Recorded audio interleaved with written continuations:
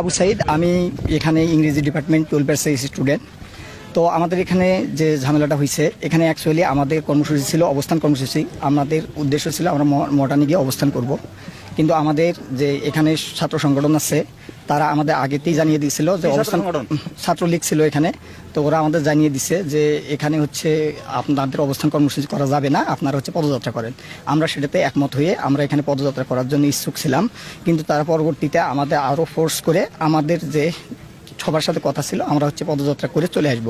কিন্তু আমাদের যখন ক্যাম্পাসের গেটে যখন চলে গেছে তখন ছাত্রলীগ সহ বাকি স্যাররা যারা আছে তারা আমাদের হচ্ছে বাধা প্রদান করছে। স্যাররা অ্যাকচুয়ালি যখন সামনে আছে তখন পিছন থেকে এবং তাদের যারা তৃতীয় পক্ষ ছিল তারা স্যারের উপর আক্রমণ করে সেই দায় আমাদের সাধারণ শিক্ষার্থীদের উপর চাপানোর চেষ্টা করছে।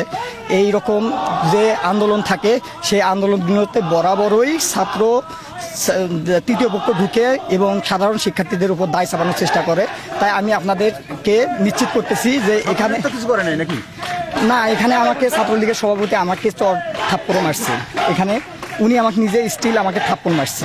এখানে কথা হচ্ছিল আমরা গত 9 দিন ধরে এখানে আমরা অনুষ্ঠান করতে সমাবেশ করতেছি। এখানে কোনো প্রকার আমাদের সাধারণ শিক্ষার্থী বিশৃঙ্খলা করে নাই, কিন্তু ওনারা আসার কারণে এই বিশৃঙ্খলা হয়েছে। এই দায়ভার সাধারণ শিক্ষার্থীদের না।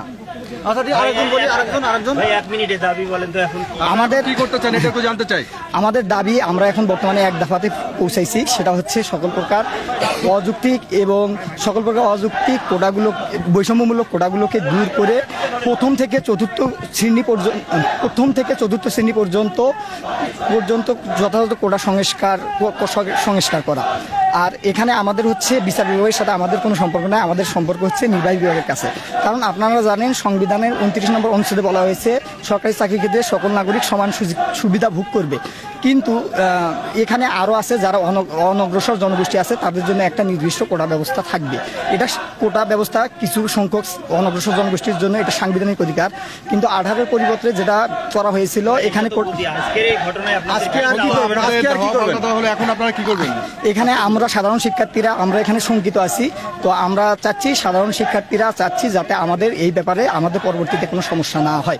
কারণ এখানে যে সমস্যাটি হয়েছিল সেই সমস্যাটি আমরা সাধারণ শিক্ষার্থী দায়ী না। এখানে তৃতীয় পক্ষ ঢোকার কারণে তারা বাধা দেওয়ার কারণে এই পরিস্থিতি হয়েছিল। সুতরাং আমরা আশঙ্কা প্রকাশ করতেছি।